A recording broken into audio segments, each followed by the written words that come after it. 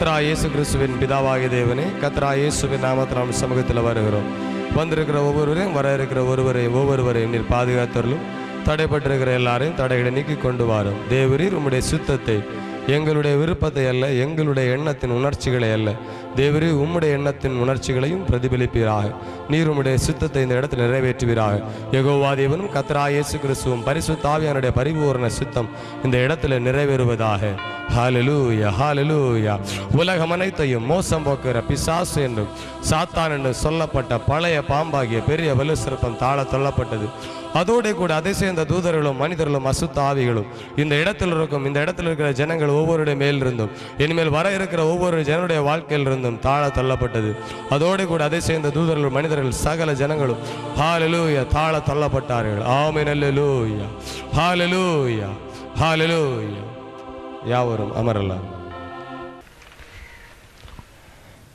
வெளிப்படுத்தல் புஸ்தகம் 19ஆம் அதிகாரம், அதில் சொல்லப்பட்டிருக்கிற காரியம் என்னவென்று சொல்ல நீங்கள் வேத வாசனத்தை வாசித்து பார்த்தீர்களானால், இயேசு கிறிஸ்துவனுடைய வருகை குறித்து அங்கே சொல்லப்பட்டிருக்கிறது. அதே காரியத்தை சகரியா தீர்க்க தரிசன புஸ்தகத்திலே 14ஆம் அதிகாரத்திலே அது சொல்லப்பட்டிருக்கிறது. அல்லேலூயா. The time started of the tribulation. 7 ஆண்டுகள் உபத்திரவ காலம், அது ஆரம்பிக்கப்படுகிற காரியங்களை அந்த இடத்துல குறிப்பிடப்பட்டிருப்பதை நீங்கள் பார்க்க முடியும். After 7 years, 7 வருடங்கள் கழித்து சாத்தானானவன் சிறைபிடிக்கப்பட்டு அவனை ஆண்டவராய் கர்த்தருடைய தூதன் சிறைபிடித்து போடுகிறதை நாம் பார்க்க முடியும், அல்லது தள்ளி போடுகிறதை நாம் பார்க்க முடியும். அவன் விழுந்து போவதை நீங்கள் பார்க்கலாம். அல்லேலூயா. We are going to see the middle of the 7 years. 7 ஆண்டுகள் உபத்திரவ காலம். அந்த 7 ஆண்டுகள் உபத்திரவ காலத்திலே 3.5 ஆண்டாவது காலம், அதாவது அதனுடைய நடுப்பகுதி, அதாவது 3.5 ஆண்டு முடிந்த அல்லது அந்த 3.5 ஆண்டுகள் உடைய கடைசி பகுதியில் இருக்கிற ஒரு சம்பவத்தை நான் இன்றைக்கு உங்களோடு பகிர்ந்து கொள்ள விரும்புகிறேன். வெளிப்படுத்தல் புஸ்தகம் 13ஆம் அதிகாரம் அதனுடைய 11ஆம் வசனம். பின்பு வேறொரு மிருகம் பூமியிலிருந்து எழும்ப கண்டேன். அது ஒரு ஆட்டுக்குட்டிக்கு ஒப்பாக 2 கொம்புகளை உடையதாய் இருந்து வலு சர்ப்பத்தை போல் பேசினது என்று எழுதப்பட்டிருக்கிறது. அல்லேலூயா. இந்த குறிப்பிட்ட பகுதியிலே ஒரு ஆட்டுக்குட்டியை சொல்லப்பட்டிருக்கிறது. அந்த ஆட்டுக்குட்டி வலு சர்ப்பத்தை போல பேசுகிறது என்று அங்கே எழுதப்பட்டிருக்கிறது. அல்லேலூயா. அது எங்கிருந்து வந்தது என்று சொல்லி பார்த்தோமானால் மண்ணிலிருந்து வந்தது என்று சொல்லப்பட்டிருக்கிறது. ஒரு அருமையான காரியத்தை நான் உங்களுக்கு சொல்ல விரும்புகிறேன். இது ஒரு குறிப்பிட்ட ஒரு நபரை வெளிப்படுத்தும் விதமாய் அந்த இடத்துல ஆண்டவராய் கர்த்தர் யோவான் மூலமாய் வெளிப்படுத்தி வைத்திருக்கிறார். அது யார் என்று சொல்லி பார்ப்போமானால் அது ஒரு கள்ள தீர்க்கதரிசியை குறிப்பிடுறதாய் காணப்படுகிறது. அதே மிருகத்தை குறித்து, அதே ஆட்டுக்குட்டி வாயில சர்ப்பத்தினுடைய நாக்கு அதற்கு கொடுக்கப்பட்டிருக்கிறது. அதே ஆட்டுக்குட்டியை குறித்து ஆண்டவராய் இயேசு கிறிஸ்து இவ்வண்ணமாய் சொல்லுகிறார். மத்தேயு எழுதின சுவிசேஷம் 7ஆம் அதிகாரம் அதனுடைய 15ஆம் வசனத்திலே, கள்ள தீர்க்கதரிசிகளுக்கு எச்சரிக்கையாயிருங்கள், அவர்கள் ஆட்டுத்தோலை பொருத்தி கொண்டு உங்களிடத்தில் வருவார்கள், உள்ளத்திலோ அவர்கள் பச்சிக்கிற ஓநாய்களாய் இருக்கிறார்கள் என்று சொல்லப்பட்டிருக்கிறது. அல்லேலூயா. ஆண்டவராய் கர்த்தர் அதை சற்றே வேறு விதமாய் சொல்லுகிறார். ஆண்டவராய் இயேசு கிறிஸ்து சொல்லும் பொழுது அதை சொல்லுகிறார், ஆட்டுக்குட்டி அதனுடைய உள்ளான மனிதனுடைய செயல்பாடோ அது எப்படியா காணப்படுகிறது என்று சொல்லி பார்த்தோமானால் ஒரு ஓநாயினுடைய செயல்பாடாய் காணப்படுகிறது. அல்லேலூயா. அதை நீங்கள் தெளிவாய் பார்க்கும் பொழுது, இந்த 2 காரியத்தை நீங்க பார்க்கும் பொழுது, இந்த 2வது சொல்லப்பட்ட ஆட்டுக்குட்டியை உள்ளிருக்கிற ஒரு ஓநாயினுடைய தன்மையுடைய ஒரு மிருகத்தை அது குறிப்பிடுகிறது. அது ஒரு மிருகமாய் இருக்கிறது. அல்லேலூயா. அந்த மிருகமும் ஒரு கள்ள தீர்க்கதரிசி. அதே போல வெளிப்படுத்தல் புஸ்தகத்திலே சொல்லப்பட்டிருக்கிற 13ஆம் அதிகாரம் 11ஆம் வசனத்திலே சொல்லப்பட்டிருக்கிற ஆட்டுக்குட்டி நாக்கிலே பாம்பு. அல்லேலூயா. பாம்பின் நாக்கை உடையது, அதுவும் ஒரு கள்ள தீர்க்கதரிசி. இது 2லுமே மிகவும் வல்லமை வாய்ந்தது எது என்று சொல்லி பார்த்தோமானால், அதிக வல்லமை வாய்ந்ததும் அதிக பலம் வாய்ந்ததுமான கள்ள தீர்க்கதரிசி யார் என்று சொல்லி பார்த்தோமானால், வெளிப்படுத்தல் புஸ்தகத்தில் யோவான் சொன்ன அந்த கள்ள தீர்க்கதரிசி ஆகும். அது எப்படிப்பட்டதுன்னா, நாவிலே சர்ப்பத்தினுடைய வல்லமையுடன் அது வெளிவருகிறதாய் காணப்படுகிறது. ஆனால் பாருங்க, ஆண்டவராய் இயேசு கிறிஸ்து சொன்ன கள்ள தீர்க்கதரிசிகள் என்று சொல்லப்படுகிற கள்ள தீர்க்கதரிசிகள், அதாவது ஓநாய், ஆட்டுத்தோல் பூத்தின ஓநாய்கள் அவ்வளவு வல்லமையானவர்கள் கிடையாது. இப்பொழுது இருக்கிற காலகட்டங்களிலே இருக்கிற அந்த தீர்க்கதரிசிகளே அப்படிப்பட்ட கள்ள தீர்க்கதரிசிகள் அல்லது கள்ள போதகர்கள். அல்லேலூயா. கள்ள போதகர்கள் அல்லது கள்ள தீர்க்கதரிசிகள் என்று சொல்லப்படுகிற அம்சங்களிலே அடைக்கப்படுகிற அந்த ஆட்டுத்தோல் போத்தின ஓநாய்கள் எப்படிப்பட்டவர்களாக இருக்கிறார் என்று சொல்லி பார்த்தா, இந்த காலகட்டங்களில், அதாவது பிஃபோர் த ராப்சர், அதாவது இயேசு கிறிஸ்துவனுடைய வருகைக்கு முன்பதாக, ரகசிய வருகைக்கு முன்பதாக இருக்கிற எல்லா கள்ள தீர்க்கதரிசிகளுமே, கள்ள போதகர்களுமே எப்படிப்பட்டவர்கள் என்று சொல்லி பார்த்தோம்னா, ஆட்டுத்தோல் போத்திர ஓநாய்கள். அது மிகப்பெரிய வல்லமை மிகுந்தது கிடையாது. அவைகள் மிகப்பெரிய வல்லமை உள்ளது என்பது போல் அவைகள் காண்பித்துக் கொள்ளும். ஆனால் அவைகளுக்கு போதுமான வல்லமை கிடையாது. ஆனால் வரப்போகிறதும் வருகிறதும் ஆகிய அந்த மிருகம் இருந்ததும் இனிமேல் வரப்போகிறதுமாயிருக்கிற அந்த மிருகத்துக்கு உதவி செய்கிற ஒரு, அதாவது அந்தி கிறிஸ்து என்று சொல்லப்படுகிற அந்த மிருகத்துக்கு 7 வருட காலம் இந்த பூமியிலே கிறிஸ்தவர்களை மற்றும் எல்லா விதமான யூதர்களுக்கு விரோதமாய் செயல்பட இருக்கிற அந்த மிருகத்துக்கு உதவி செய்கிற வருகிற அந்தி கிறிஸ்துவுக்கு உதவி செய்ய வருகிற அந்த கள்ள தீர்க்கதரிசி நீங்கள் நினைப்பது போல் கிடையாது. அது மிகவும் வல்லமை வாய்ந்தது. It's more powerful than this. இந்த மிருகங்களை காட்டிலும், இந்த உலகத்தில் சுற்றித் திரிகிற இப்பொழுது இருக்கிற கள்ள தீர்க்கதரிசிகளை காட்டிலும் அந்த கள்ள தீர்க்கதரிசியுடைய வல்லமையும் பலனும் மிகவும் மகத்துவமாய் இருக்கும். அதை குறித்த சற்றே தியானத்தையும் இப்பொழுது இருக்கிற கள்ள தீர்க்கதரிசிகளுடைய தியானத்தையும் குறித்து நாம் இன்றைக்கு பார்க்க போகிறோம். இது மகத்துவமான ரகசியத்தை உங்களுக்கு வெளிப்படுத்தி கொடுப்பதை பார்ப்பீர்கள். உங்கள் கண்கள் திறக்கப்படும். உங்களுடைய மனதுக்குள்ளே தேவ ஆவியான இறங்குவார். ஒருவேளை நீங்கள் தவறிலே மாட்டியிருப்பார், உங்கள் தவறின் கண்கள் திறக்கப்படும். அநேகருக்கு அநேக விதமான குழப்பங்கள் வேத வாக்கியங்களே உண்டாயிருக்கலாம். ஆயினும் அந்த வேத வாக்கியனுடைய குழப்பங்களை இது தெளிவுபடுத்தும் என்பதை நான் முற்றிலும் நிச்சயமா நம்பியிருக்கிறேன். நான் இங்கு இருக்கிற அநேக வேத பண்டிதர்களை காட்டிலும் சிறியவனாய் காணப்படலாம். நீங்கள் ஒருவேளை வேதத்தில் கற்றுத் தேர்ந்த ஞானிகளாய் காணப்படலாம். ஆயினும் இந்த அடிமை மூலமா தேவ ஆவியான சொல்வது நிச்சயமா ஏதோ ஒரு பகுதியிலே உங்கள் ஆவிக்குரிய வாழ்க்கையை உயிர்ப்பிக்கும் என்பதில் எந்த ஒரு ஐயமும் இல்லை. அல்லேலூயா. குறிப்பாக நான் உங்களை கனம் பண்ணுகிறேன். அது மாத்திரமல்ல, உங்களுக்குள் கிறிஸ்து இயேசுவின் ஆவி உயிரோடு இருப்பதை நான் நினைத்து சந்தோஷப்படுகிறேன். அல்லேலூயா. ஏன் இந்த இரண்டாவது வருகிற அந்த ஆட்டுக்குட்டிக்குள் இருக்கிற நாக்கிலே பாம்பின் வல்லமையை உடைய அந்த ஆட்டுக்குட்டி இவ்வளவு வல்லமை பெற்றது, அல்லது அந்த கள்ள தீர்க்கதரிசி எப்படி இவ்வளவு வல்லமை பெற்றது என்பதை குறித்து நாம் பார்க்க போகிறோம். All false prophets are the mouth of the evil and lawlessness. அதாவது எல்லா கள்ள தீர்க்கதரிசிகளுமே பிசாசின் வாயாய் இருக்கிறார்கள், அல்லது சாத்தானுடைய வாயாய் இருந்து இந்த பூமியிலே செயல்படுகிறவர்களாய் இருக்கிறார்கள். அவர்களுடைய பிதா சாத்தானாய் இருக்கிறான். எல்லா தேவனுடைய தீர்க்கதரிசிகளுமே தேவனுடைய வார்த்தையை பேசுகிற தேவனுடைய பிள்ளைகளாய் இருக்கிறார்கள். இரண்டாவது காரியம், சாத்தானுடைய வாயாய் இருக்கிறவர்கள் பிசாசுக்கு அடுத்த அல்லது பேய்த்தனத்துக்கு அடுத்த வார்த்தைகளை பேசுகிறார்கள். அவர்கள் கள்ள தீர்க்கதரிசிகளும். தேவனுக்குரிய சத்தியத்தை எடுத்துரைக்கிற தேவனுடைய பிரதிநிதிகள் தேவனுடைய தீர்க்கதரிசிகளுமாய் இருக்கிறார்கள். இப்போ இந்த தேவனுடைய தீர்க்கதரிசிகளும் இந்த கள்ள தீர்க்கதரிசிகளுக்கும் உள்ள வேறுபாடுகளை சிலவற்றை நான் உங்களுக்கு காண்பித்து தர விரும்புகிறேன்.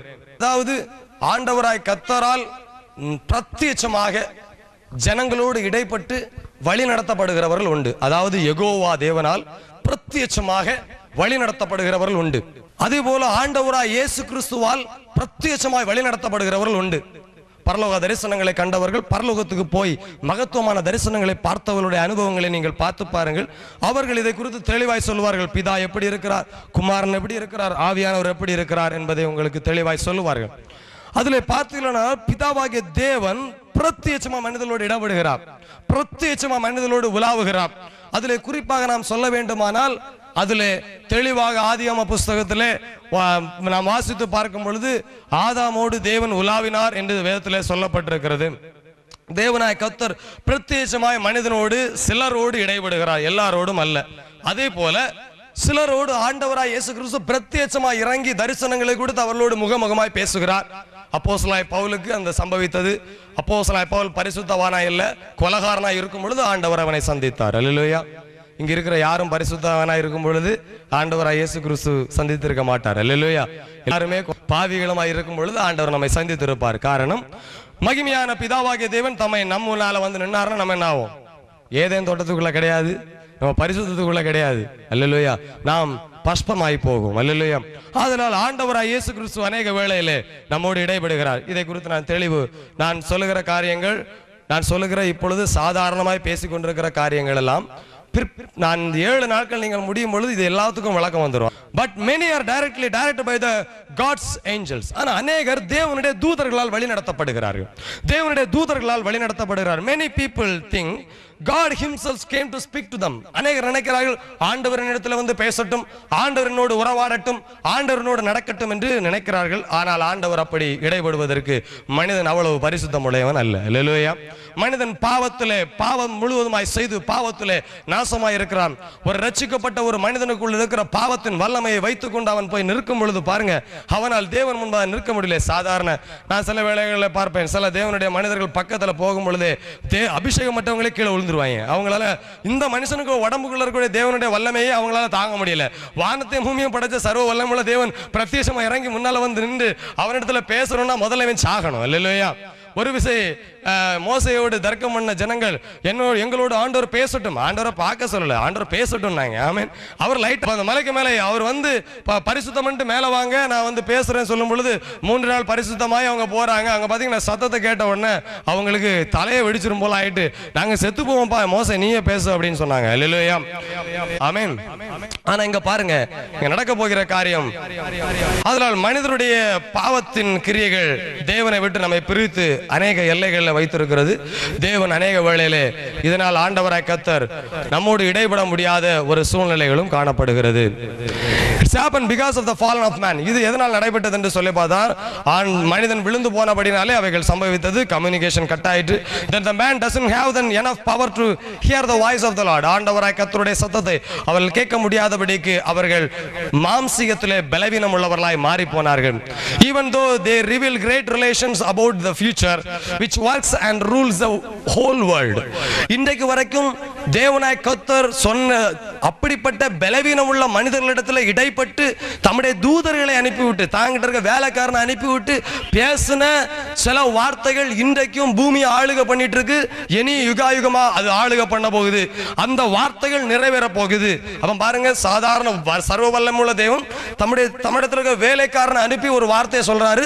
அந்த வார்த்தை இன்னைக்கு வரைக்கும் உயிரோடு இருக்குது. இனிமேலும் அது உயிரோடு இருக்க போகிறது. Even though still now man can able to reach the God. ஆனா இன்றைக்கு வரைக்கும் மனிதனால கடவுள் அடைய முடியல. இன்றைக்கு வரைக்கும் ரட்சிக்கப்பட்ட ஒரு தேவனுடைய பிள்ளையால, அபிஷேகம் பண்ணப்பட்ட ஒரு தேவனுடைய பிள்ளையால, தேவ வரங்கள் பெற்ற ஒரு தேவனுடைய பிள்ளையால அநேகரால் தேவன் அடைய முடியவில்லை. ஒரு சிலர்கள் கை எண்ணி விடலாம். அப்படிப்பட்ட சிலர்களுக்கே தேவ ஆவியோடு இருந்து தேவனை பார்க்கிற, தரிசிக்கிற, அவரோடு இருந்து உறவாடுகிற ஒரு அனுபவம் இருக்கிறது. மற்றவர்கள் எல்லாரும் தேவனை அறியாமலும் தேவன் எப்படி இருக்கிறார் என்பதை குறித்து தெரியாமலும், அவர் என்ன செய்கிறார், பரலோகத்தில் என்ன இருக்கிறது, பரலோகத்தில் எத்தனை வாசஸ்தலங்கள் இருக்கிறதெல்லாம் பைபிள்ல தான் பார்க்க முடியும். நேரில் அவங்க பார்த்ததே கிடையாது. காரணம் ஏன்னா அவங்களுக்கு போதுமான தேவ ஆவியோடு இருக்கிற முதிர்ச்சியின் அனுபவங்கள் அல்லது தேவனோடு உறவாடுகிற கிருபைகள் அவர்களுக்கு இன்னும் கிடைக்கப்படவில்லை, அல்லது இவர்கள் விரும்பவில்லை, அல்லது இவர்கள் அதை அடையவில்லை என்று நாம் அதை சொல்ல முடியும். After the death of Jesus Christ, many had the offer to heaven. அநேகர் ஆண்டவராய் இயேசு கிறிஸ்து மரித்த பிற்பாடு பரலோகத்தை பார்க்கவும் பரலோகத்தை தரிசிக்கவும் பிதாவாகிய தேவனிடத்தில் பிரத்யட்சமாய் இருந்து பேசவும் அனுமதி பெற்றிருக்கிறார்கள். அதற்கு ஆண்டவராய் இயேசு கிறிஸ்து அனுமதி சீட்டை தம்முடைய இரத்தத்தினாலே அவர்கள் பாவங்களை ரத்து செய்து அனுமதித்திருக்கிறார். அப்படிப்பட்டவைகளை அனுபவித்ததிலே பிரத்யட்சமான ஒரு மனிதன் யார் என்று சொல்லி பார்த்தோமானால் அது அப்போஸ்தலனாகிய யோவானே. அந்த அப்போஸ்தலனாகிய யோவான் என்ன செய்தார் என்று சொல்லி பார்த்தோமானால் அவனுக்கு கிடைத்த அனுமதி சீட்டை அவன் பயன்படுத்தினான். ஆண்டவர் அவனுக்கு பரலோகத்தினுடைய மகத்துவமான ரகசியங்களை வெளிப்படுத்த ஆரம்பித்தார். அவனால் புரிந்து கொள்ள முடியாதவைகளை எழுத ஆரம்பித்தான். அவனுக்கு தெரியாதவைகளை அவன் எழுத ஆரம்பித்தான். அவன் பென் பேப்பரை எடுத்தான், எழுதிட்டே இருந்தான். மகத்துவமான தரிசனம் பார்க்க எழுதுறான். ஒவ்வொரு நாட்களும் பல தரிசனங்கள், ஒவ்வொரு நாட்களும் விளங்காத வியாக்கியானங்கள், பல காரியங்கள் அவனுக்கு வெளிப்படுத்தப்படுகிறது. அவைகளை அவனமாய் எழுதி முத்திரையிட்டு வேத புஸ்தகத்திலே அருமையாக வைத்திருக்கிறான். ஆனால் பாருங்க, அப்படிப்பட்ட அனுபவங்கள் பிற்காலங்களில் அநேகருக்கு கிடைக்காமல் போய்விட்டது. அல்லேலூயா. அன்று இருக்கிற தேவன் இன்றும் இருக்கிறார், இன்று இருக்கிற தேவன் அன்றும் இருக்கிறார். ஆயினும் அவருடைய வல்லமை குறையாதிருக்க ஏன் தேவனாய் கர்த்தர் உங்களோடும் என்னோடும் சகல அப்போஸ்தலரோடும் தீர்க்கதரிசிகளோடும் மெய்ப்பொருளோடும் போதகர்களோடும் இடைவெளியா முடியாதபடிக்கு நமக்குள்ளே இருக்கிற காரணம் என்ன என்பதை நாம் கண்டறியாமல் விட்டிருப்பது மிகப்பெரிய கேவலமான ஒரு சம்பவமாய் காணப்படுகிறது. அதை அறிந்து கொள்ள வேண்டும் என்கிற மிகப்பெரிய ஆவலுடனும் அப்படிப்பட்ட மகத்துவமான ரகசியங்களை மெய்யான தீர்க்க தரிசனமாய் இருந்த அப்போஸ்தலனாகிய யோவானிடத்தில் வெளிப்படுத்தல் சுவிசேஷத்தை வேத புஸ்தகத்திலிருந்து தூக்கி இருந்தவர்கள் தேவனுடைய பிள்ளைகளாய் இருந்தார்கள். வேத புஸ்தகத்திலே பல ஆண்டுகளாக இந்த யோவானிடத்தில் சுவிசேஷ புஸ்தகம் சேர்க்கப்படவில்லை. ஏனென்றால் அதை குறித்த அறிவு எவருக்குமே இல்லை. அதை சேர்த்துக் கொள்ள விடாதபடிக்கு அன்றிருந்த ரோம சாம்ராஜ்யத்தில் இருந்த இந்த அமைப்புகள் எல்லாம் சேர்ந்து அவைகளை ஒதுக்கி வைத்திருந்தார்கள். பிற்காலத்தில் அதை சேர்த்துக் கொண்டார்கள். காரணம் இது தேவ ஆவியினால் எழுதப்பட்டதா என்பதை அவர்களுக்கு ஒரு நிர்ணயம் வந்த பிற்பாடு அவர்கள் அதை சேர்த்துக் கொண்டார்கள். ஆயினும் இப்படிப்பட்ட மனிதர்களால் விளங்க முடியாத மகத்துவமான தரிசனங்களை 2000 ஆண்டுகளுக்கு முன்பதாக அப்போஸ்தலனாகிய யோவான் எழுதினார். அன்று அவரை கள்ள தீர்க்கதரிசிகள் என்று பலர் சொன்னார்கள். பிரமாணத்தின் உடன்படிக்கை கை கொண்ட மோசேக்கு முகத்தை மலையிலிருந்து பார்க்க இறங்கி வரும்போது ஜனங்களால பார்க்க முடியல. எத்தனை தேவனுடைய ஊழியக்காரருக்கு முகத்தை நீங்க பிரத்யட்சமா, இன்க்ளூடிங் மை செல்ஃப், பார்க்க முடியுது. அப்ப என்னும் தேவனுடைய பிரசன்னம், என்னும் தேவனுடைய ஊழியர்கள், தேவனுடைய அப்போஸ்தலர்கள், தேவனுடைய மெய்ப்பர்கள், தேவனுடைய பிரதிநிதிகளுடைய வாழ்க்கையில என்னும் தேவனுடைய பிரசன்னம், மோசையோடு அந்த கல்லில் எழுதப்பட்ட உடன்படிக்கையோடு இருந்த மகிமை இன்றைக்கு ஆவியில் எழுதப்பட்டிருக்கிற உடன்படிக்கை பெற்றுக்கொண்ட தேவனுடைய பிள்ளைகள் மேல் இறங்கல அப்படின்னு அர்த்தம். இறங்குற அந்த தேவனுடைய பிள்ளைகள், அப்போஸ்தலர்கள், ஆதியிலே பக்தி வைராக்கியம் கொண்டிருந்த அநேக தேவ பிள்ளைகள் இன்றும் சிலர் இருக்கிறார்கள். இன்றும் ஜீவனுள்ள தேவனுடைய மகிமையும் பிரசன்னத்தோடு வாழ்கிற அசாதாரணமான தேவனுடைய தீர்க்கதரிசிகள் இந்த பூமியில உலாவிக் கொண்டுதான் இருக்கிறார்கள். சிலரை நீங்கள் காண இயலாது. அவர்கள் யாரையுமே பார்க்க மாட்டார்கள், அவர்கள் யாரோடுமே பேச மாட்டார்கள், அவர்கள் சிலரை ஒரு நபரையும் உள்ளே அலோவ் பண்ணவே மாட்டார்கள். அப்படிப்பட்ட தேவனுடைய ஊழியர்கள் இன்றும் உலகத்தின் அநேக எல்லைகளில் இருந்து கொண்டேதான் இருக்கிறார். அதுல ஒரு அற்புதமான ஒரு நபர், கைலாச மகரிஷி என்று ஒரு புஸ்தகத்தில் நான் அப்போஸ்தலனாகிய சாது சுந்தர் சிங் எழுதின புஸ்தகத்தில் நான் பார்த்த பொழுது ஆச்சரியப்பட்டேன். அங்கே ஒரு மனிதன் தேவனோடு உறாவி கொண்டிருக்கிறார். இருந்த இடத்திலிருந்து பல ஊர்களுக்கு சென்று வருகிறார், பல இடங்களுக்கு போயிட்டு வரார். ஒரு முறை நான் தொலைக்காட்சி நிகழ்ச்சியை பார்த்து கொண்டிருந்த பொழுது அங்கே ஒரு சைக்கிக் என்று சொல்ல பார்த்தோம்னா ஒரு சூனியக்காரி. அந்த சூனியக்காரி, ஒரு கொலை நடந்து விட்டது அமெரிக்கா தேசத்தில் ஒரு பகுதியில். அந்த கொலை நடந்த சம்பவத்தை கண்டுபிடிக்க இயலவே இல்லை. அப்பொழுது அவர்கள் ஒன்று செய்தார்கள். அந்த சைக்கிக் அந்த சூனியக்காரியை கூட்டிக் கொண்டு வந்தார்கள். அந்த சூனியக்காரி இடத்திலே அந்த கார் வந்து, அந்த சூனியக்காரி அந்த இடத்துல இருந்து கார்ல இறங்கின உடனே சொன்னா, இப்படி இப்படி இப்படி கொலை நடந்துச்சு, அந்த வண்டி நம்பர் இது, அந்த நம்பர், இந்த வண்டி அந்த அவன் வீட்டுக்கு முன்னால இப்படி இருக்கும். அவ்வளவு அடையாளத்தை அந்த சூனியக்காரி சொன்னா. இன்னைக்கு ஒரு ஊழியக்காரர் சொல்ல முடியுமா? Look. Jesus Christ is living.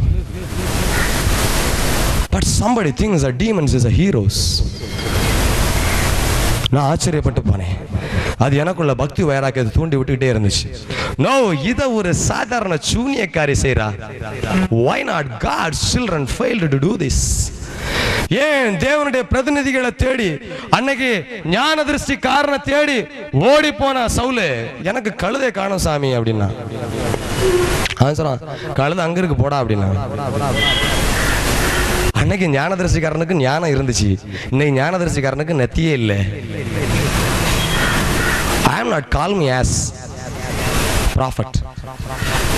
I am just a disciple of the Lord. நான் தீர்க்கதரிசி அல்ல, நான் உங்களுக்கு அதை தெரிவித்துக் கொள்கிறேன். But I am a disciple of the Lord. But I can able to find out many kinds of the things. என்னால் அநேக காரியங்களை புரிந்து கொள்ள முடியும்.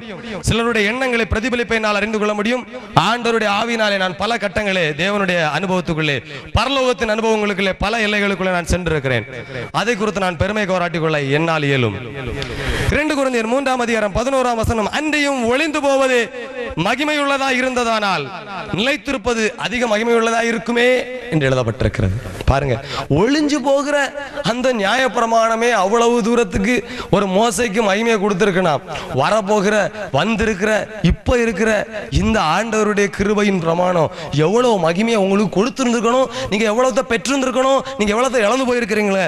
Just simply calculate inside your mind. Let me look deeply. இன்னும் இதை ஆழமா நாம போக விரும்புறேன். என்ன, நான் இதுல இருந்து ஆழமா போறேன். Man has to practice to speak the Holy Ghost and in spirit, God's spirit. மனிதன் தேவனுடைய ஆவியிலே பழக்கப்படவும், தேவனுடைய தனக்குள் இருக்கிற தேவ ஆவியிடத்திலே பேசவும், அது மாத்திரமல்ல அது அனுபவத்திலே முதிர்ந்தவனாய் மாற வேண்டும் என்பதே ஆண்டவராய் இயேசு கிறிஸ்துவினுடைய விருப்பம். யோவான் 16:13 இவனமாய் சொல்லப்பட்டிருக்கிறது, அவர் தம்முடைய சுயமாய் பேசாமல் தாம் கேள்விப்பட்ட யாவையும் சொல்லி வரப்போகிற காரியங்களை உங்களுக்கு அறிவிப்பார் என்று எழுதப்பட்டிருக்கிறது. அந்த காரியத்தை பாருங்க, அழகா சொல்லப்பட்டிருக்கு. தேவ ஆவியார் என்ன செய்வாரானா, ஆண்டவராய் இயேசு கிறிஸ்துவிட்ட இருக்கிற மேட்டரை எடுத்து, அவரு சுயமா பேச முடியாதான், அவருக்கு சுயமா அறிவு இல்லாத மாதிரி எழுதி இருக்கு பாருங்க. அவர் சுயமா பேச மாட்டாரா, ஆண்டவரா இயேசு கிறிஸ்து என்ன சொல்றாரோ அதுதான் இவர் பேசுவாராம். இதே தான் இயேசு என்ன சொன்னார்னா, நான் என் சுயமாய் பேசவில்லை, நான் என் சுயமா அற்புதம் செய்யவில்லை, பிதா என்ன சொல்றாரோ அதை நான் செய்யறேன் அப்படின்னு இயேசு சொன்னார். ஆமென், அல்லேலூயா. அப்ப பாருங்க, ஒரு மனிதன் தேவ ஆவியினுடைய ஆலோசனையின்படி இருந்தால் அவனுக்கு தேவ ஆவியானவர் போதித்து கொடுக்கிறார், அல்லது தேவ ஆவியானவர் இயேசுவிடத்தில் கொண்டு சேர்க்கிறார், இயேசு பிதாவாகிய தேவனிடத்தில் சேர்க்கிறார் என்று கூட நாம் சொல்ல முடியும். அல்லேலூயா. மத்தேயு எழுதின சுவிசேஷ புத்தகம் 11ஆம் அதிகாரம் 27ஆம் வசனம், குமாரன் எவனுக்கு அவரை வெளிப்படுத்த சுத்தமாய் இருக்கிறாரோ என்று எழுதப்பட்டிருக்கிறது. அப்போ பிதாவாகிய தேவனை குமாரன் வெளிப்படுத்தலன்னா பிதா யாருக்குமே தெரிய மாட்டாரு. பிதாவாகிய தேவனை குமாரன் வெளிப்படுத்த விருப்பம் இல்லைன்னா, ஸ்தேவான் கல்லறையப்பட்டு சாகும் பொழுது கர்த்தராகிய இயேசு கிறிஸ்துவையும் பிதாவாகிய தேவன் மகிமையிலே தரிசிக்கிறேன் என்று சொன்னான். அப்ப பாருங்க, குமாரன் பிதாவை வெளிப்படுத்த சித்தம் இல்லாம இருந்துட்டாருன்னா அவ்வளவுதான், பிதாவை பார்க்கவே முடியாது. ஆனா அதை போலவே ஆண்டவராய் இயேசு கிறிஸ்து அவரை அடைவதற்கு பரிசுத்த ஆவியானவர் நமக்கு உதவி செய்யாவிட்டால் நம்ம ஆண்டவராய் இயேசு கிறிஸ்துவை பார்க்க இயலாது. இயேசுவை பார்க்கணும்னு உங்களுக்கு ஆவல் இருக்கும், ஆனா இயேசுவை பார்க்கணும்னா ஆவியான உதவி இல்லாம பார்க்க முடியாது.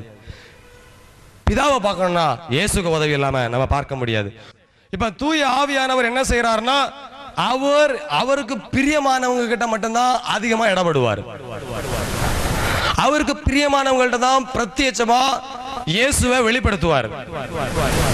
இந்த தூய ஆவியானவர் அவர் என்ன செய்வார்னா, இயேசுவை வெளிப்படுத்தணும்னா, இயேசுடைய ரகசியங்களை சொல்லணும்னா அவர் தம்மிடத்துல பிரியமா இருக்கிறவங்களுக்கு மாத்திரம் தான் அதை வெளிப்படுத்துறார். அல்லது தேவனுடைய அப்போஸ்தலனாகிய பவுல் அதை இப்படி சொல்லுகிறார், அவனுக்கு பகிர்ந்தளிக்கப்பட்ட கிருபையின் அளவிலே இல்லைங்க அப்படின்னு சொல்றாரு. அப்ப சிலருக்கு அழைக்கப்படுற கிருபையில அது கிடைக்காம கூட போயிடலாம். அதற்கு have to know the God's word. மற்ற எல்லாருக்கும் விதிக்கப்பட்ட விதி என்னன்னா, இந்த பைபிளை படிச்சு அதை தெரிந்து கொள்ள வேண்டியதான், அல்லது தேவனுடைய பிள்ளைகள் சொல்லுகிற வார்த்தையை கேட்டு அதை கேட்டு விசுவாசித்திட வேண்டியதான். இது தவிர வேற வழியே கிடையாது. அதை தான் இயேசு இப்படி சொன்னாரு. நரகத்தில் கிடந்த ஐஸ்வர்யவானது பார்த்து சொன்னாரு, உலகத்துல மோசையும் தீர்க்கதரிசியும் உண்டு, அவருடைய வார்த்தையை கேட்டானா அவன் பரலோகத்து வரட்டு, இங்க இருந்து யாரும் என்ன செய்ய முடியாது, இறங்கி போய் உன் குடும்பத்துக்கு பிரசங்கம் பண்ண முடியாது. அல்லேலூயா. அப்போ அவர் தமக்கு பிரியமானவர்கள், பிதா தமக்கு பிரியமானவர்களுக்கு இறங்கி போறாரு, அல்லது குமாரன் தமக்கு பிரியமானவர்கள் இறங்கி போறாரு, ஆவியானவர் தமக்கு பிரியமானவர்களிடத்துல அதிகமாய் பிரத்யட்சமாய் இடைபடுகிறார். இதற்கெல்லாம் பல காரணங்கள் உண்டு. அவைகளை நான் உங்களுக்கு என்ன செய்யல பேச விரும்பல. ஏன் அவங்க அப்படி இருக்கிறாங்க? மூணு பேருமே ஒரே நேச்சரா இருக்கிறாங்களே. பிதாவும் அப்படி இருக்காரு, குமாரனும் அப்படி இருக்காரு, ஆவியானவரும். ஆண்டவர் சொல்ல, மனுஷனோடு போராடுவதற்கு மனுஷன் என்னதான், மனுஷனோட ஆவியோட என்ன செய்யாது, தேவனுடைய ஆவி எப்போ தேவனுடைய ஆவி எப்பொழுதும் போராடாது என்று சொல்லப்படுற. அப்போ குறிப்பிட்ட எல்லாம் முடிஞ்சுன்னா கழட்டி விட்டுருவாருன்னு கூட அர்த்தம். அது அந்த எல்லாம் ரொம்ப மோசமான இல்லை. So to whom the Lord is speaking, அப்ப யார்ட்ட ஆண்டவர் பேசுறார்? Who are the true prophet? யார் அந்த நல்ல தீர்க்கதரிசிகள்? அப்போ ஒரு புதிதாக ரட்சிக்கப்பட்ட ஒரு நபர், அல்லது ஒரு தேவன் ஆவியானவர் பிரத்யேகமாய் பேசி வழிநடத்தப்படாத ஒரு மனிதன், அல்லது இயேசு கிறிஸ்து பிரத்யேகமாய் இறங்கி அவனை வழிநடத்தாத ஒரு நபர், அல்லது பிதாவாகிய தேவன் பிரத்யேகமாக இறங்கி ஒரு நபரை வழிநடத்தாத மனிதனை யார் வழிநடத்துவா? whom? இயேசு சொன்னதுதான் பதில். என்ன சொன்னாரு? இந்த உலகத்துல தீர்க்கதரிசிகள் உண்டு, அவர்கள் சொல்லுகிற வார்த்தையை கேட்டு அவர்கள் நடக்கட்டும் என்று சொன்னார். which is his weakness. ஏன் இது அப்படி ஆயிற்று என்று சொல்லி பார்த்தோமானால், மனிதர் ஒரு தேவனுடைய பிரதிநிதி சொல்லுகிற வார்த்தையை கேட்டுதான் தேவனுடைய ஜனங்கள் வழி நடத்தப்பட்டால் மாத்திரமே அவர்கள் பரலோகத்துக்கு செல்ல முடியும், அல்லது பரலோகத்தின் ரகசியங்கள் அடைய முடியும், அல்லது ஆவியானவருடைய ரகசியங்களில் அன்புக்குள்ளே போக முடியும், அல்லது ஆண்டவராய் இயேசு கிறிஸ்துவினுடைய எல்லைகளுக்குள்ளே போக முடியும். அதற்கு மேலாக பிதாவாகிய தேவனுடைய எல்லைகளுக்குள்ளே படிப்படியாக தான் போக முடியும். முதல்ல ஆவியானவர், அடுத்த இயேசு கிறிஸ்து, இயேசுக்கு பிறகு பிதா கிட்ட போய் சேரலாம். இப்படி பல கட்டங்கள் உண்டு. பரலோகத்திலும் அப்படிப்பட்ட ரகசியமான எல்லைகள் உண்டு. சரி, அதை விடுவோம். இங்கே சொல்லி பார்ப்போமானால், அப்போ சாத்தானானவன் இந்த பூமியிலே பாவத்தினால் ஜனங்களை மயக்கி அல்லது ஜனங்களை பாவத்துக்குள் தள்ளி வைத்திருக்கிறபடினாலே தேவனாய கர்த்தரால் பிரத்யேகமாய் மனிதனோடு இடைபடிய முடியாதபடிக்கு ஒரு பெரிய தடங்கள் காணப்படுகிறது. அந்த ஒரே காரணத்தின் நிமித்தமே அவர் தம்முடைய தூதர்களையும் அல்லது சாதாரண தீர்க்கதரிசிகளையும் போதகர்களையும் இந்த பூமியிலே அவர் பயன்படுத்துகிறவராய் காணப்படுகிறார். அவர்களுக்குள் தேவாவியானவர்கள் அவர்கள் தங்களை பரிசுத்தப்படுத்தி தேவனுக்கும் தாழ்த்தி இருக்கிறபடினாலே அவர்கள் மூலமாக தேவனாய் கர்த்தர் வெளிப்படுகிறவராய் காணப்படுகிறார். 1 தெசலோனிக்கேயர் 4ஆம் அதிகாரம் 7ஆம் வசனம். தேவன் நம்மை அசுத்தத்துக்கல்ல பரிசுத்தத்திற்கே அழைத்திருக்கிறார்.